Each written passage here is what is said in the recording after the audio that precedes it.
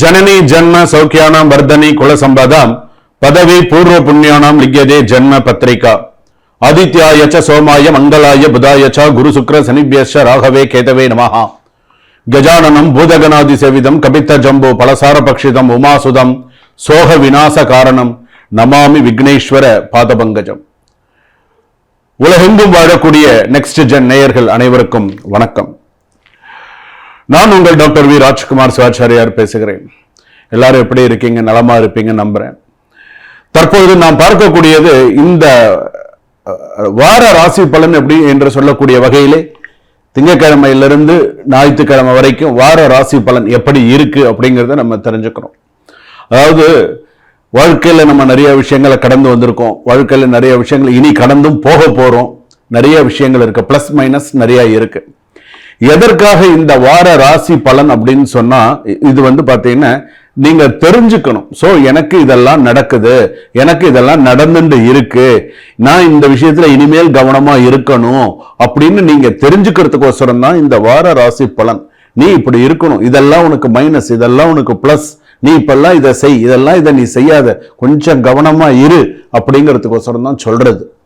27 நட்சத்திரம், 12 ராசி, 9 கிரகம், இது நம்மளுடைய ஆளுமை. நம்ம ஒரு மனிதனாக பிறந்தவனுக்கு அதுக்காக தான் இந்த வார்த்தையை நம்ம சொல்றது. ஜனனி ஜன்ம சௌக்கியானம் வர்தனி குல சம்பதாம் பதவி பூர்வ புண்ணியானாம். நீ பூர்வ புண்ணியம் பண்ணியிருக்கணும். நல்லதா இருந்தாலும் சரி, எந்த ஒரு விஷயமா இருந்தாலும் உன்னுடைய கர்மா பலன், உன்னுடைய ஜாதக பலன் இதெல்லாம் உனக்கு நன்னா இருந்து யோகமா இருந்தது அப்படின்னு சொன்னா அடுத்து ஒரு விஷயமா நீ சக்சஸ் பண்ணிட்டு வருவ. அதுக்கு பேர் தான் காலச்சக்கரம்னு பேரு. காலச்சக்கர திசை அப்படிங்கிறது அதனாலதான். ஒரு நேரம் காலச்சக்கரம் அது சொல்றோம் இல்லையா, ஒரு நேரம் மேல இருக்கிறோம், ஒன்னு கீழே வருவான், கீழே இருக்கிறவன் மேல போவான். காலச்சக்கர திசை அப்படின்னு பேரு. அப்போ அதனாலதான் சொல்றது, நாம செய்யாததை நாள் செய்யும், நாள் செய்யாததை கோள் செய்யும் சொல்லுவாங்க. கோள்னு கிரகம். சோ அப்ப இந்த 9 கிரகமும் இப்ப இந்த வார ராசி பலனுக்கு நமக்கு என்ன சொல்றது, நம்ம ராசிக்கு என்ன சொல்றது? இப்போ முதல் விஷயம் எடுத்தோம்னா அஸ்வினி நட்சத்திரம், பரணி நட்சத்திரம், கிருத்திகை நட்சத்திரம் 1ஆம் பாதம் வரையில மேஷ ராசிக்கு எப்படி இருக்கு அப்படிங்கறத நம்ம தெரிஞ்சுக்க போறோம். சோ முழுமையா வீடியோவை கடைசி வரைக்கும் ஸ்கிப் பண்ணாம பாருங்க. அப்பதான் இடையில நான் ஏதாவது ஸ்லோகம் சொல்லியிருக்கேனா, சோ ஏதாவது அந்த ராசியை பத்தின விஷயங்கள் ஏதாவது சொல்லியிருக்கேனா அப்படிங்கறது உங்களுக்கு முழுமையாக நீங்க தெரிந்து கொள்ள முடியும். உங்களை பத்தி தெரிஞ்சுக்கிறதுக்கு நீங்க கொஞ்ச நேரம், உங்களுக்காக சிறிது நேரம் நீங்கள் ஒதுக்க வேண்டும். சில ராசிக்காரர்கள் தனக்கான வாழ்க்கையை வாழ்ந்திருக்க மாட்டாங்க. அதனால தான் இதை முக்கியமான ஹைலைட் பண்ணி சொல்றேன்.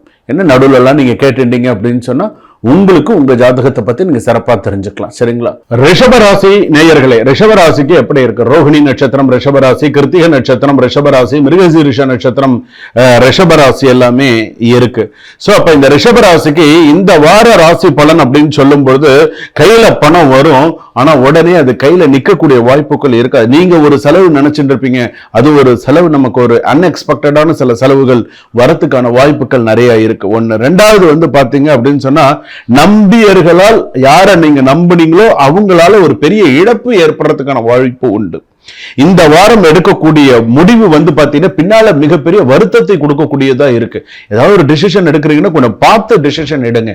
ஏன்னா சில நேரத்துல நீங்க எடுக்கக்கூடிய டிசிஷன் எப்படி தெரியுமா இருக்கும், அவசரப்பட்டு எடுத்துட்டு பின்னாடி வருத்தப்படக்கூடிய சூழ்நிலை வரும். சோ ரிஷபராசி பொறுத்தளவுக்கு கொஞ்சம் கவனமா இருங்க. ஸ்லோவா தான் போகும், ஆனா லைஃப்ல பாத்தீங்கன்னா சடன் பிளாக் இருக்கு. சோ கொஞ்சம் பொறுமையா நிதானிச்சு சில விஷயங்கள்லாம் பண்ணுங்க. சின்ன சின்ன தவறுகள் தான் பாத்தீங்கன்னா பெரிய விஷயத்துல உங்களை கொண்டு விடுறது அப்படின்னு சொல்லலாம். ஒண்ணு, கேர்ஃபுல்லா இல்லைன்னா பிசினஸ் கூட டவுன் தாங்க. நீங்க கேர்ஃபுல்லா இல்லைன்னா பிசினஸ் கூட எப்படி டவுனா இருக்கும்னா, தேவையில்லாமல் ஏதாவது ஒரு விஷயத்த சொல்லி பணம் கொடுத்து ஏதாவது ஒன்று ஏமாத்தி ஏதாவது ஒரு விஷயத்துல சைன் வாங்கி தேவையில்லாத சில பிரச்சனைகள்லாம் வரும். இவனை நம்பி நம்ம அகலக்கால் வச்சு இப்ப கஷ்டப்படுறோமே அப்படிங்கிற ஒரு சில சூழ்நிலைகள் கண்டிப்பா வரும். ஸோ அதனால இதெல்லாம் கொஞ்சம் கவனமா இருக்கிறது நல்லது. சில பேருக்கு இந்த ரிலேஷன்ஷிப்ல பாத்தீங்கன்னா ட்ரஸ்ட் பிரேக் ஆகிறதுக்கான, நம்பிக்கை உடையறதுக்கான வாய்ப்புகள் இந்த ரிஷபராசிக்கு நிறைய இருக்கு. இந்த வாரம் பாத்தீங்கன்னா உங்களுடைய லக்கு சப்போர்ட் பண்ணாது. ரிஷபராசிக்கு இந்த வாரம் உங்களுடைய லக்கு உங்களுக்கு சப்போர்ட் பண்ணாது. ஏதாவது ஒரு விஷயத்துல கொண்டு உங்களுக்கு ப்ராப்ளத்தை தான் கொடுக்கும். அதனால கொஞ்சம் கவனமா இருங்க. சரியான முடிவு எடுத்தா ப்ராஃபிட், தவறான முடிவு எடுத்தால் லாஸ். சோ நீங்க எதையும் யோசிச்சு இன்னைக்கு காலையில இயந்திரது சாயங்காலம் வரைக்கும் நம்ம என்ன பண்றோம், ஏது பண்றோம், எப்படி பண்ணணும், என்ன செய்யணும் அப்படிங்கறத நீங்க கொஞ்சம் கரெக்டா பண்ணுங்க.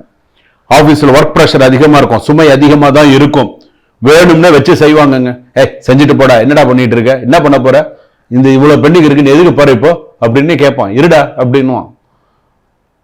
பின்னாடி போய் என்ன சொல்ல, செய்யட்டும் சார், என்ன சார், என்ன அவன் பெரிய எவன, அவன் ஏன் செஞ்சுட்டு போட்டுமே, ஏன் இருந்தான்ல அப்படின்லாம் பேசுவான். இதெல்லாம் நடக்கும், பார்த்துக்கணும்.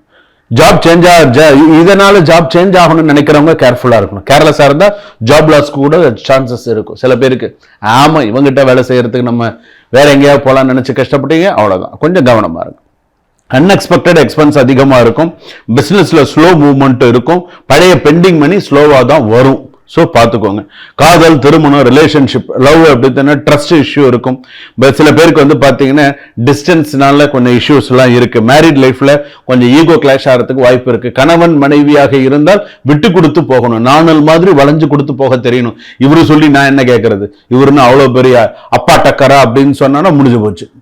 அவரு நான் அப்பா டக்கர் தான் அப்படிங்கறத அவர் நிரூபிச்சிடுவார். அப்புறம் தேவையில்லாத சண்டை வரும். அதனால நம்ம பெண்கள் கையில தான் பேசுறத பொறுத்து அவங்க கையில தான் இருக்கு சில விஷயங்கள்லாம். பேசும் வார்த்தை ரிலேஷன்ஷிப்பை பாதிக்கும்.